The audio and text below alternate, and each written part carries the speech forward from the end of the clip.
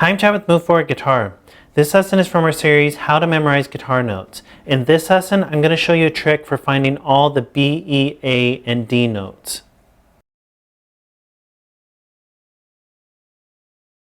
First off, if you like all the diagrams from this series, including the diagrams from this lesson, you can download our free e-guide, Memorize Guitar Notes. But I am working on it right now as I'm filming this lesson, so it might not be available as you're watching the lesson. But once it is available, a link will pop up on the screen that will allow you to download it. And like I said, it's free, so there's no reason not to download it when it is available. This is part 10 from our series, How to Memorize Guitar Notes. If you'd like to go back and start at the beginning, you can click the link on the screen. So in the last lesson, I gave you a trick for finding all the G, A, and B notes, which spell gab. In this lesson, I'm going to give you a trick for finding all the B, E, A, and D notes, which obviously spells bead. And again, this is just another trick for being able to find little patterns on your fretboard that will help you visualize where the notes land, and you can use these as references for finding other notes, or you just stack up these tricks and eventually you have all the notes up and down your whole fretboard. And again, just pick and choose which tricks work best for you, try them out. If they don't work for you, move on to another lesson, and I'll just keep giving you more tips and tricks that I know or that I think work, and you'll be able to find what works best for you. So we're going to find all the B, E, A, and D notes, or bead, and we're going to start with all the B notes this time. So we'll start with the open B string, which is the second string, and just use our octave game, the octave shapes, to find the rest of the B notes. We're not going up to the 12th fret, so stay behind the 12th fret. And using your octave shapes, the B notes would be here and here, here, here, and here. Those are all the ones that fall behind the 12th fret, and they would look like that. So just use your octave game, find those, do it over and over again until you can visualize where these B notes land. Again, use fret markers to visualize where they are in comparison to the fret markers. For example, this one and this one are on the fret marker, which is on the 7th fret. The B notes that are on the 6th and 1st string.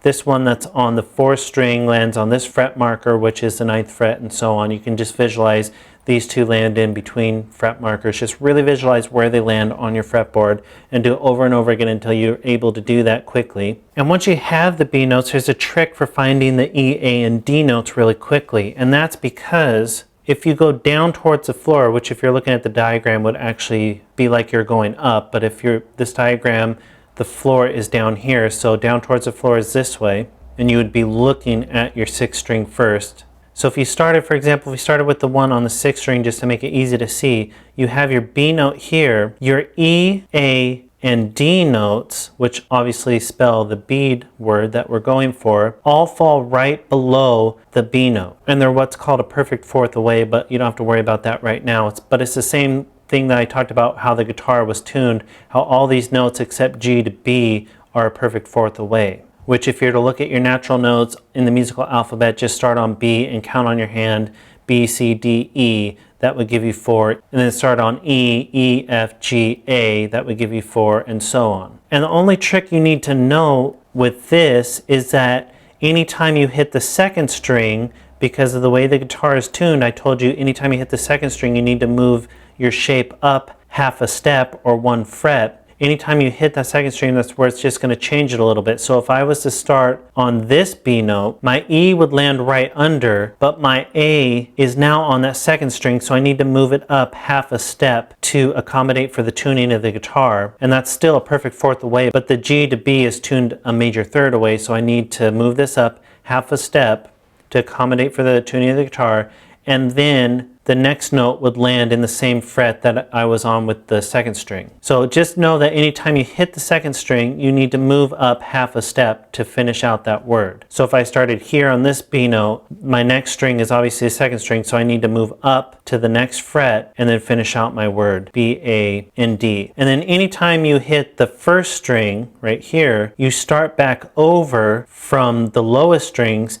but you skip the 2nd string because obviously the 2nd string and the 1st string are the same note, so then you would start on the 5th string. So those are the two tricks to know, that if you hit the 2nd string, move your note up half a step, which is 1 fret. If you hit the 1st string and need to finish off your word, go to the 5th string to finish it off because the 6th string is the same note as the 1st string. So that means if we look at our B's again, we could just fill these in. From here is BAD, all in a line because we're all in the same fret because we're not hitting that second string. And then you can do it for the rest. So if I start all the way down towards the headstock, here's my B, then I'd have E right under it, and then I go to the 5th string, A, D. I was skipping the 6th string because the 6th string is the same as the 1st string. If I start on this B, I just go right under it for my E, my A, they're both in the same fret. Then I'm hitting that 2nd string, so I just need to move up half a step or 1 fret to finish out the word.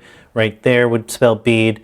Then from this one, I'm automatically hitting the 2nd string, so I need to move up half a step or 1 fret to spell B, or to spell E, and then A, and then I'm starting back over, skipping the 6th string because that's the same as the 1st, and then I start on the 5th string, that spells bead, B-E-A-D. We already have this one here. If you were doing it from this one, you could just start on the 1st string and then skip the 6th string and go to the 5th string and end it right there. So that's the same thing as starting with the 6th string, but you just know that the 6th string and 1st string is the same, so you know that's a B anyway.